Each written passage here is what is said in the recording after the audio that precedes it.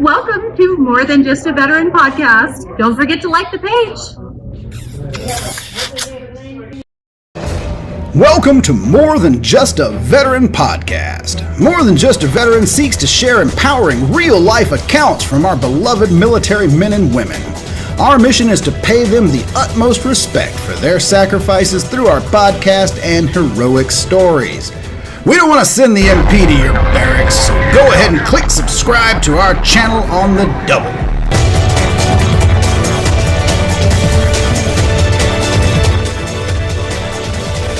And now, without further ado, here is the Chief of Operations. Welcome to More Than Just a Veteran.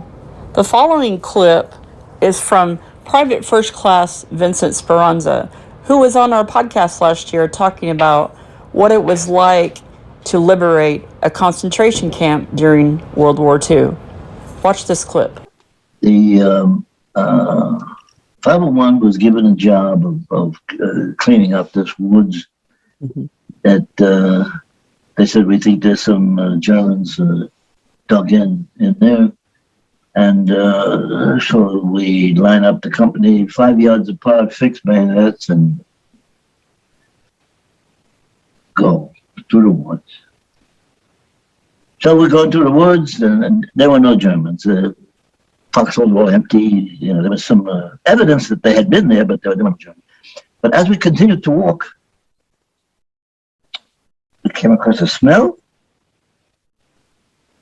The further we walked, the stronger the smell got. And when we broke out into a clearing, we couldn't believe what we saw. It was one of the concentration camps. Oh. Later on, we found out the name of it. This was Kaufering. Yeah. And now don't forget, we're 18 and 19-year-old kids. By this time, we were good, tough troops. But in terms of life experiences, we didn't. Wow. There were the rumors about these camps, but nobody believed them. They said that they were, work camps and so on. But to see 12-foot high barbed wire double fences all around, two big gates open, and a big hole dug in the middle of the compound. There was a bulldozer in one corner there, and thrown like garbage, a pile, no, just a pile of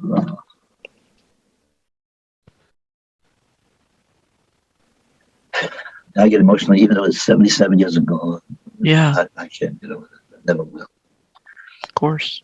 All sizes, babies, bigger ones, old men, old women, all skin and bone, thrown in a pile, and they were going to just push them into that hole. On the right-hand side, the ovens were still smoking, the bones in the ovens that they're smoking. On the left side, there's a big shed, but with cubby holes. One person in each cubby hole, like a pigeonhole in a desk drawer. And half of them are dead, half of them are moving. And nobody was standing up, walking.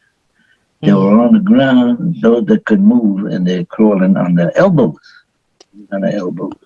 Wow. Hugging our feet, kissing our boots. You try to raise them up, but you can't touch them. They're in such intense pain. You have to, hands off, don't touch them. And we tried to give them some, we had chocolate that we used for the kids.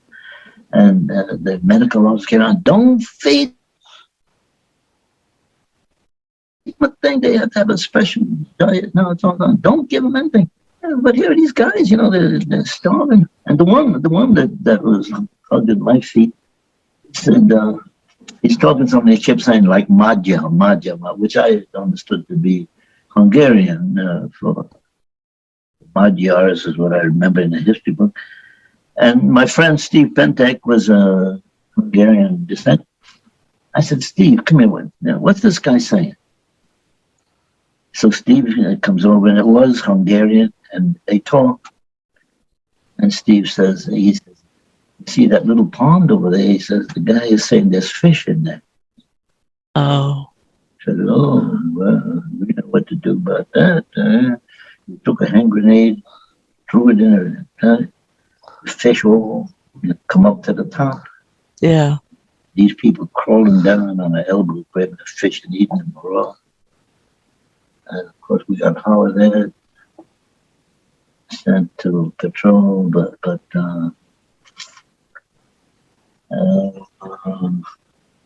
that day, whatever little respect we had for the German army and the German people disappeared. Yeah. He said,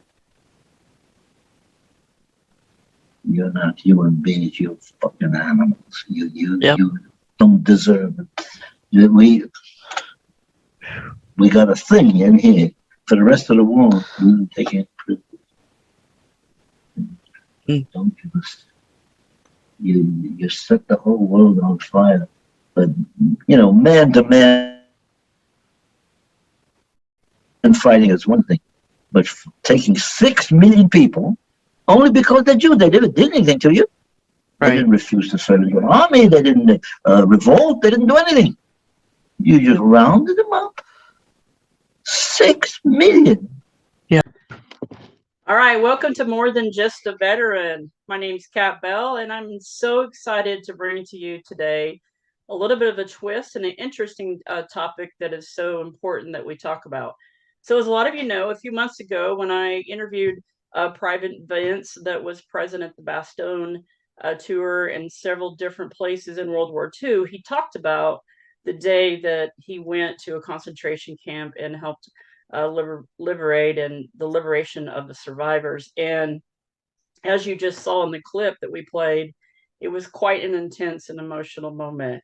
And so that has led me on this journey of, as we've always said at More Than Just a Veteran, we are an inclusive and LGBTQIA plus friendly, safe place. And so that is the intro to how we got to the pink triangle. And so Dr. Jake Newsome is live with us today, and I'm going to let him introduce himself and take the floor. So welcome, Jake, to the show. All right. Well, thank you, Kat, so much for the invitation. It's just really important and great work that you're doing, and so it's an honor for me to be here on this episode with you today. So I consider myself a public historian. I am trained as a historian, went to grad school, got my PhD in Holocaust history with a focus on what happened to LGBTQ folks in the Nazi regime. But I really tried to dedicate my time and effort in the meantime since graduating to making this history as accessible to as many people as possible. And so, part of that was being able to do the research and write a book that I wish I would have had as an undergraduate student. So I guess maybe just a little bit of background of what drew me to this topic and how I was able to jump in to the research was as an undergraduate, I went to Valdosta State University in southern Georgia, and was majoring in history, and I took every single class that my college offered on World War II, Nazi Germany, and the Holocaust. And I realized by the end of my time there that I hadn't really learned anything at all about what happened to people like me during the Holocaust, what happened to LGBTQ folks. And, kind of always every textbook that we had would talk about, hey, there were these other non-Jewish victim groups, and there would be kind of a bullet pointed list of, homosexuals, people with disabilities, Roma and Sinti, but like that was about it. And so that's what spurred me to when I went to grad school to choose this as a topic, and to figure out, as I said, what happened to folks in the LGBTQ community during the Nazi reign. Awesome.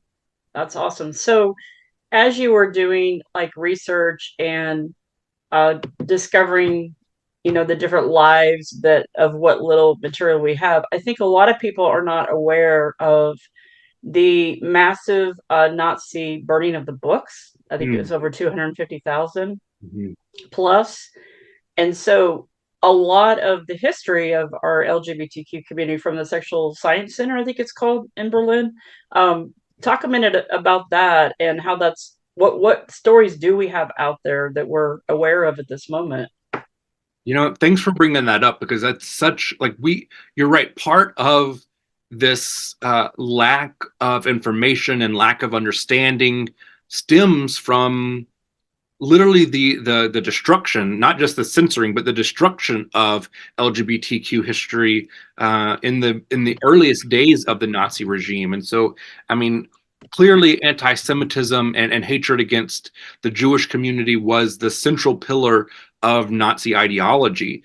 But they also, from early on, made their stance against queer and trans people very clear from, even in their earliest campaigns. And so there was this organization in Berlin called the Institute for Sexual Science. Some folks translate it as the Institute for Sexual Research.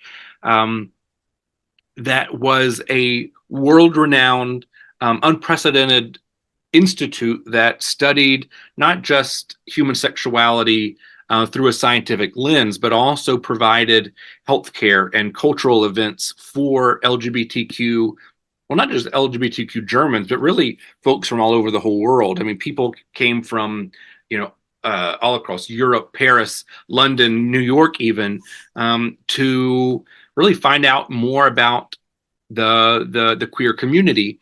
And so this guy, Magnus Hirschfeld, was one of the founders, the co-founders of this institute, and had amassed a gigantic library of primary research of, oral histories, and all about, what is it like to be queer or trans.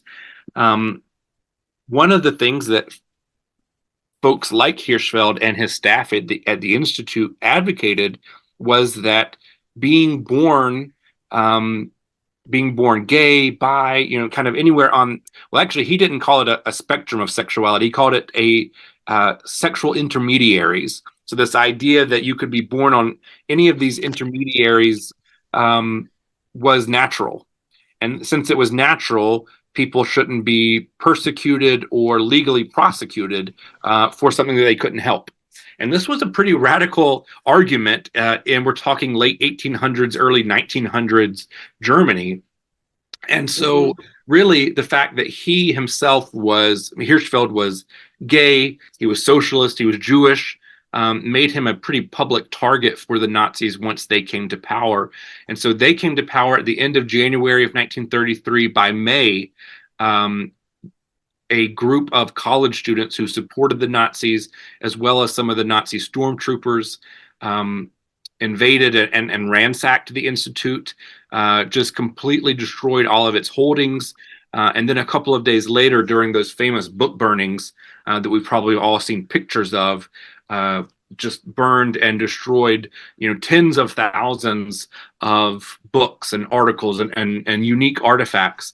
And I mean, not only as a historian, but as a part of the LGBTQ community, it just really crushes my heart to think about all of that knowledge that was lost that night that we'll never, ever get back.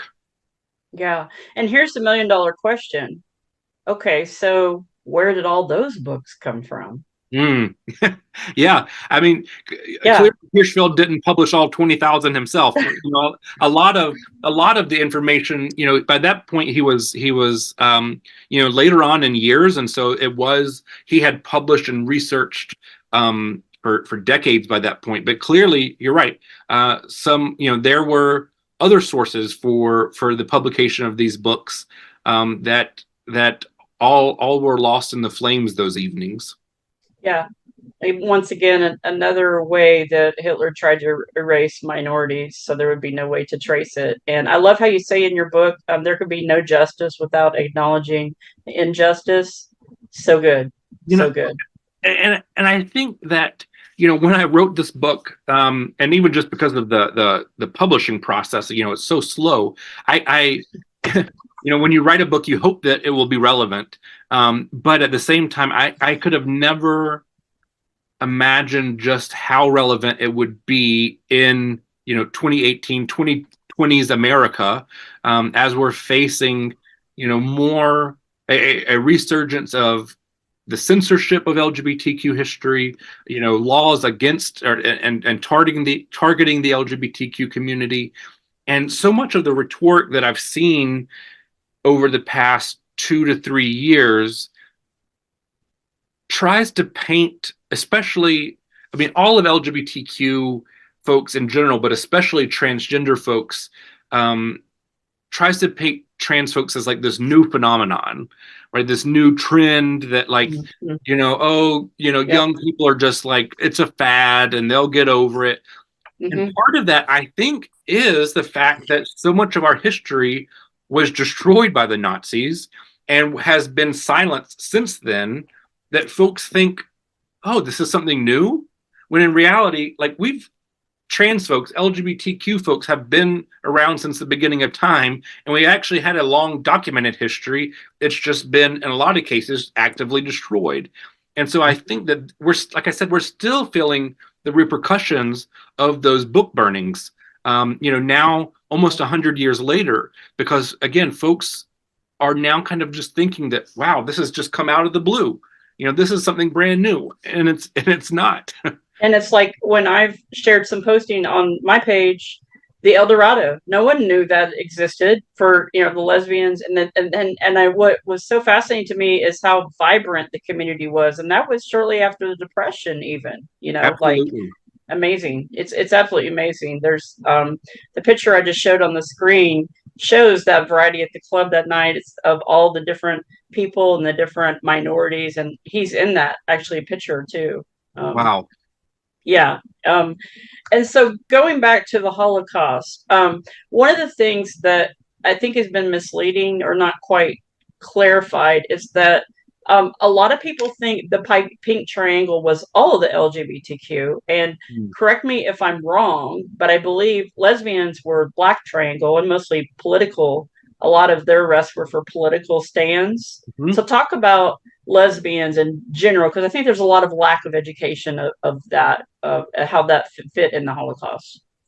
Sure. And actually, I think entering that conversation through kind of the lens of the different colored triangles is really helpful. So for anyone who's familiar, as all prisoners who came into the concentration camps were assigned by the Nazis a color-coded triangle badge that they had to wear on their uniform that marked their so-called crime. And so, of course, like Jews wore yellow triangles or yellow stars.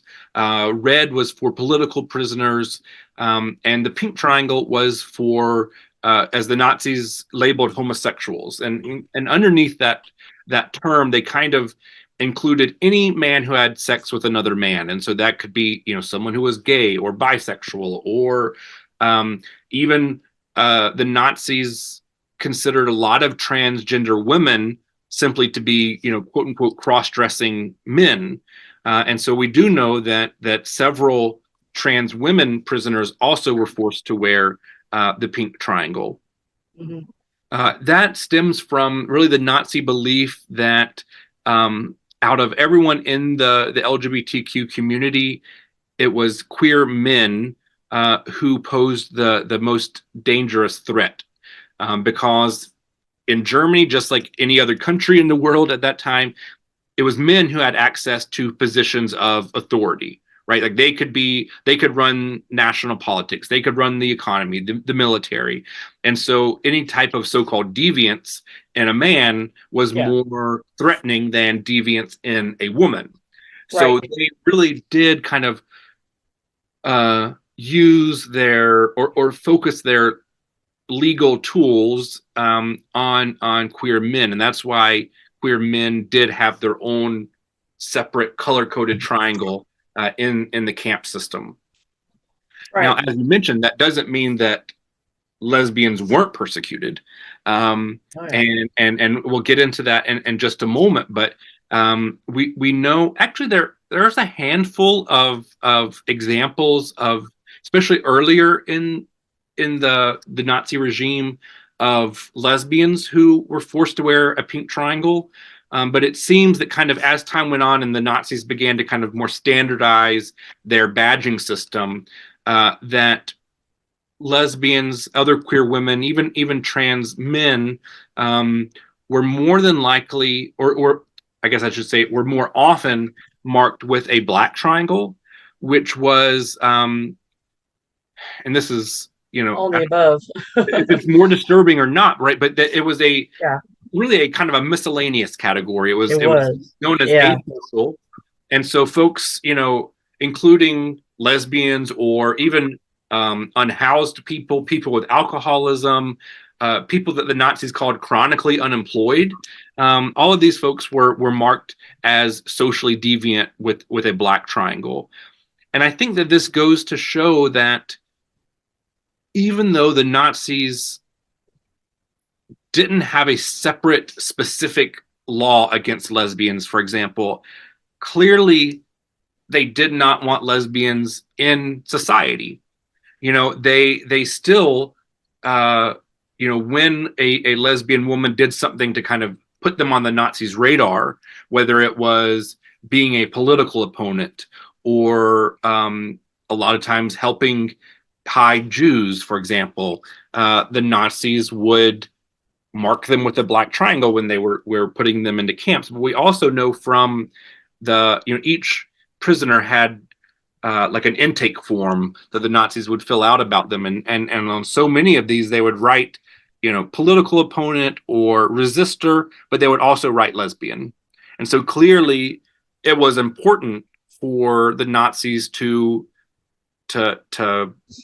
document and note the fact that this woman, these women were lesbians, and that played a role in why they were being sent to the camps.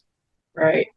And one of the hardest parts, although necessary, of the Holocaust is the enormous amount of trauma triggers that it definitely can trigger. And without going into a lot of graphic detail, from what I've read, it's pretty unbelievable, especially for a lot of the experimentation for the men.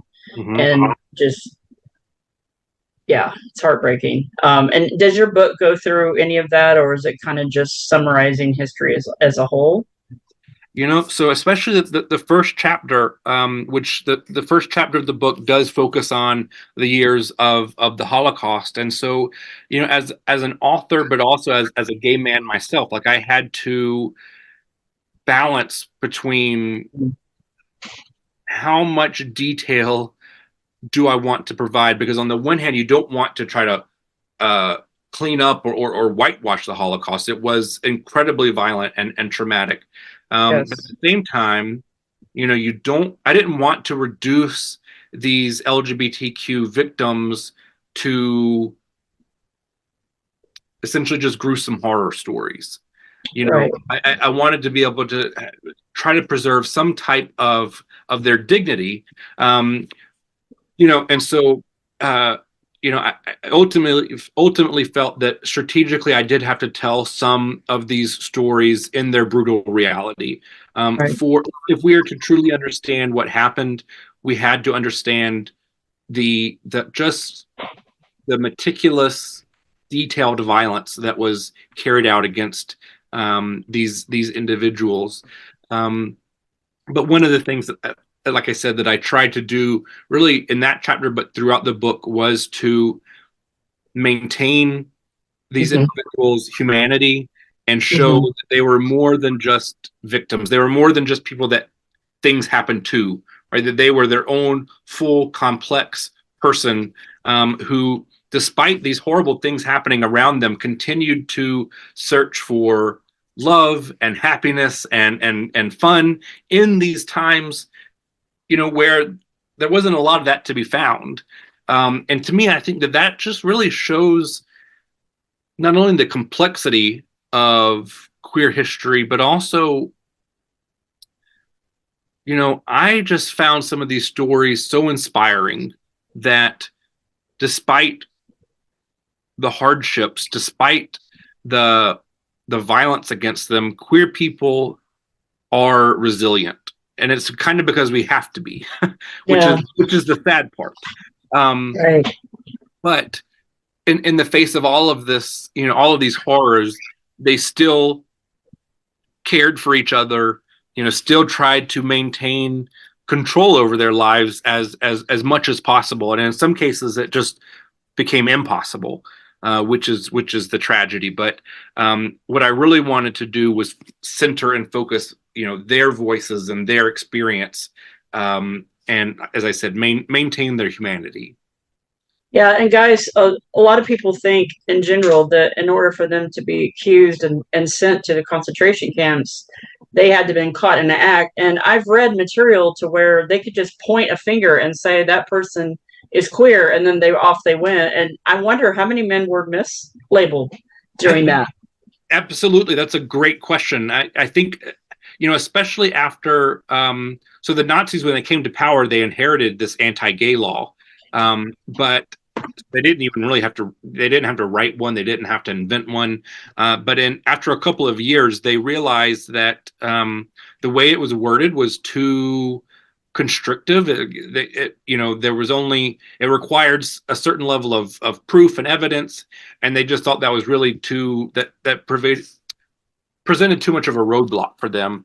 And so in 1935, they amended the law, where essentially after that, you almost didn't need any evidence whatsoever. And so even just the accusation that a person might be, queer or even trans would almost automatically trigger an investigation by the Gestapo. And really in those times, even if the investigation found that, no, this person's not gay, the fact that it was known, through rumors, through the gossip mills that, hey, the Gestapo did you see that so-and-so was under investigation for being gay? Like that, the social taboo was enough that you were going to lose your job. You were going to, maybe be exiled by your family. And so really even just the accusation would ruin people's lives, even if they weren't ultimately sent to the camps.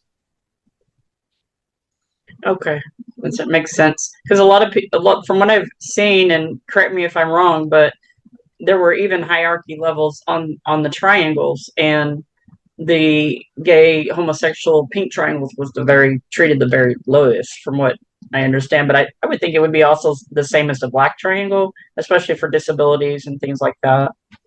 Yeah, it's when I first started researching, I was really hesitant to kind of enter into that conversation about was there a hierarchy? Because at the end of the day, what do we get out of comparing suffering and trying to say who had it the worst in the camps? It was pretty hellacious for everyone. Truth.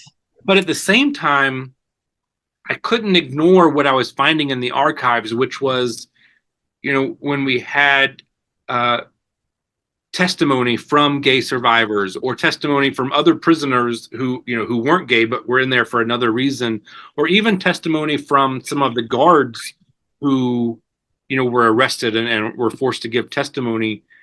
It seemed like everyone was telling the same story, that the men with the pink triangle really had it the worst, because that homophobia clearly didn't stop at the barbed wire.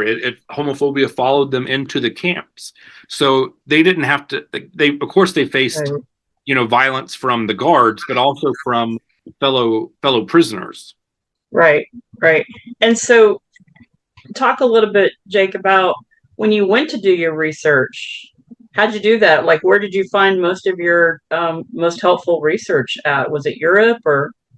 Yeah, so I ended up, the the bulk of my research was done in Germany, and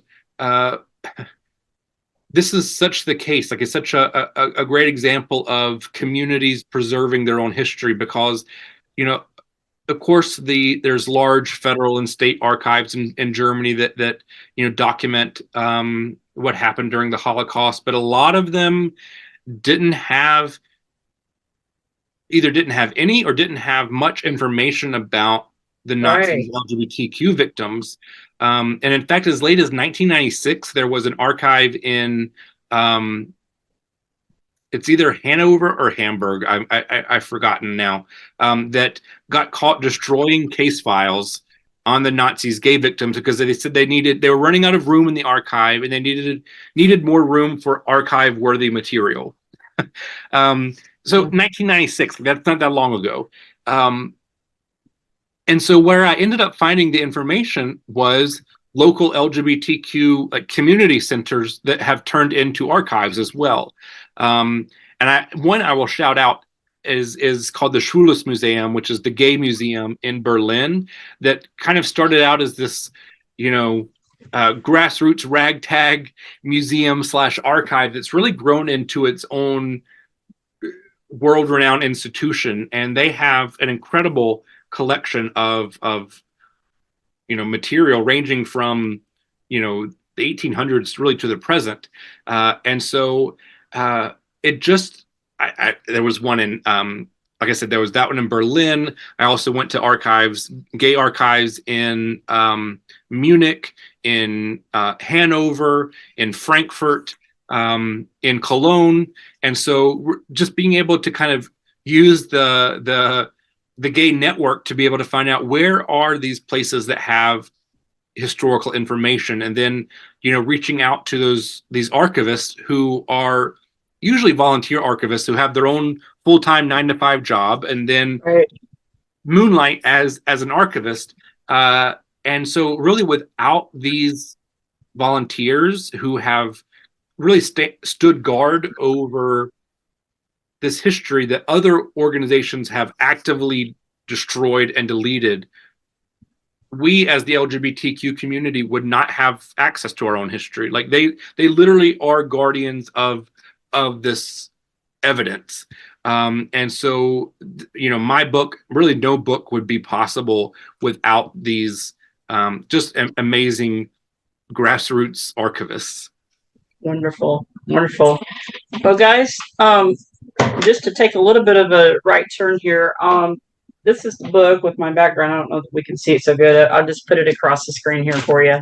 And let's share with people before we go on to your next big topic on your project, how they can get the book and how they can even get an autographed copy of the book. Talk about that. Yeah, so of course, it's sold online wherever you like to purchase your books. I always love to encourage folks to support your local independent bookstore when and where possible. But if you would like to even get a personalized autographed copy, you could do so online. You can go to pinktrianglelegacies.org /book, or if you go to the homepage, you can navigate over to the book tab, and you'll find a link there where you can order it directly from me, and I will autograph it for you and send it straight to you. Absolutely. And guys, I can tell you from just doing my own research, there are not a lot of books out about the pink triangle at all. Very few. And so this is so neat, and it's needed in all of our pride libraries, all our libraries, period, across the nation, along with the World War II topics. So that's definitely something exciting. So talk about after you wrote this book, which really is fresh, right? Wasn't it 22 or 23? Yes. 2022, end of the year, yeah. So talk about your mission that's really exciting, and what can we do in 2024? Because a lot of people say, well, that was the Holocaust. It's like, again, in order to have justice, we have to be able to honor and talk about the injustice so history doesn't repeat itself. Absolutely. So really, the later chapters in the book talk about how queer activists afterwards, like in the 1970s, reclaimed the pink triangle as a symbol of resistance and liberation and pride, right? They tried to say, look, in the past, y'all have labeled us as gay, meaning, something that's illegal or worth punishing, but we're going to say that that's, in no way shameful. And that, in fact, we're going to be proud of wearing this triangle. And so, part of when I went on the book tour and went to, one of the things I loved was, of course, like going to places like New York and LA, but also going into small rural communities, including my own hometown, where, teenage Jake would have loved to have seen, a presentation on LGBTQ history. Folks would ask afterwards, like, this history is so inspiring. It's important that we remember this history and act on its lessons, but how do we do that? What do we do? And so I realized that at the time I didn't have really the best answer for folks. And so it was like, okay, you know what? Let's start an organization. Let's start this grassroots organization that will help people answer that question of, we've learned this history and now what? And so in January of this year, we launched the Pink Triangle Legacies Project, which is a grassroots nonprofit initiative that, on the one first, absolutely honors the memory of the Nazis' queer and trans victims, but we do so by carrying on their legacy by fighting homophobia and transphobia today. So we do so through a combination of education, empowerment, and advocacy. So we are still in our infancy. But we are working to create educational resources for folks to use either in the classroom or on social media or just in their community spaces or around the kitchen table, where we can make the highest quality, reliable historical information about this history accessible and available for free. So you can go on to our website on pinktrianglelegacies.org and find these amazing resources, and as well as ways to get involved. Awesome. So, do we have time for me to do a screen share? Absolutely. And while you're pulling that up, guys, there's some amazing videos and articles and material on the Pink trianglelegacies.org website. And so I highly recommend it for sure. Absolutely. So you can just see here we have, on our website, we have our promo video, our mission, our work. But one of the things that I really wanted to show you is if you go over here to our Learn tab, this is where we offer those educational resources that I just mentioned. And so the first that we offer is an overview essay of the Nazi persecution of queer and trans people. So if you can't find a copy of the book, or you don't have easy access to a library, for example, you can find it right here on your laptop, on your tablet, or on your phone. This is, as I said, based on the most up-to-date historical research, and we will keep that updated as new historical research unfolds. We also have, and this is really the beating heart of our initiative, which is the LGBTQ Stories from Nazi Germany. And this is where we showcase the true life stories of LGBTQ folks during the Nazi regime. So right now we have 10, and they're a diverse set of stories from lesbians, non-binary folks, gay men, trans stories. We have here some who survived the Holocaust and some who didn't, unfortunately. Here's Hirschfeld, who we were talking about earlier right on the episode. And so you can click on these, for example, and each one is an essay about their life. There's a picture of all of them together. Yeah. There is, photographs. But you know what? We know that folks learn differently. So if you don't like reading, you can come down and watch the YouTube video about each person, or download a handout. And I'll just wrap up by saying you can come over and click on Get Involved. for ways to figure out how you can be engaged with the project. You can apply for a paid internship, our fall internship. We have about 10 more days left open to apply if you want. There are a number of volunteer opportunities as well. You can attend any of our events. You can bring the book tour to your community, and always follow us on Instagram, TikTok, and Facebook. Our account handle is at Pink Triangle Legacies. Fabulous. Yeah, it's absolutely fabulous. And I really, really appreciate your time today, Jake, and for coming on. And tell people the socials and how, I know we've done the websites, the links are running across the screen right now. How can people find you on the socials? Yep. So I would say we're most active on Instagram and TikTok. You can find us at Pink Triangle Legacies. And, on those two platforms, we really do share everything from individual LGBTQ stories. We try to take it beyond the Holocaust, where we're telling, stories of queer activism and different ways the Pink Triangle has been used. We also run a number of different series, including one of my favorites, which is our digital bookshelf series, where we recommend books or articles or even movies that are related to the topic for anyone who wants to learn more. So we hope to see you over there on our social media channels. Absolutely, guys. Please go and support it, and please share it on your socials so people know it's out there. I can tell you, since I've started doing that, a ton of people have been coming to me and asking things, and it's absolutely remarkable to be able to share it. It's great stuff. So Jake, I hope sometime we can cross paths and I can meet you and I can get my book autographed.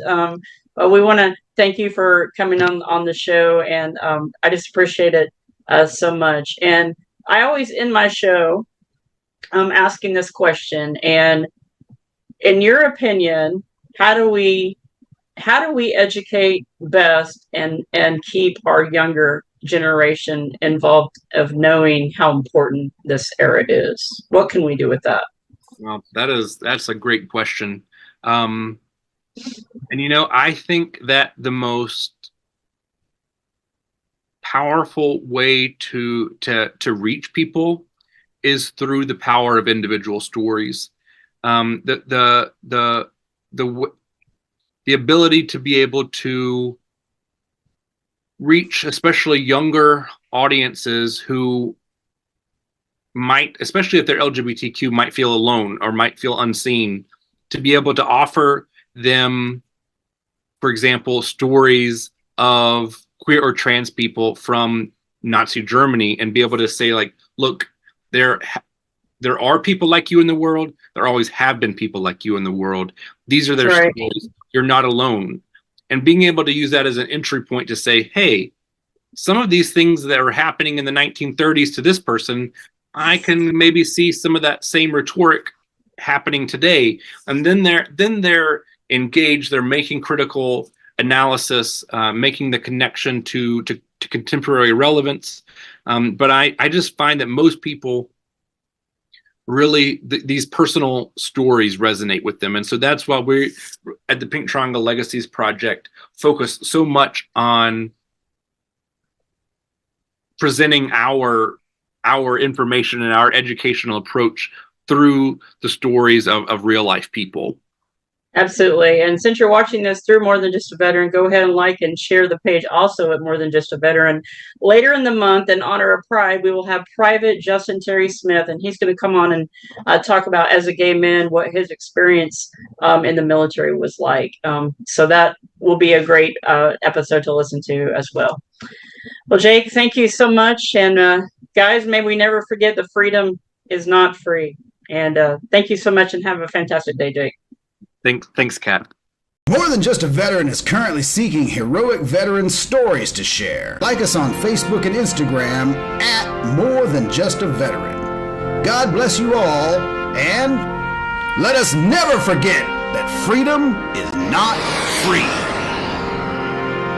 This podcast is dedicated to the beloved CW03 Lionel W. Lanou, laid to rest at Arlington National Cemetery, Arlington, Virginia.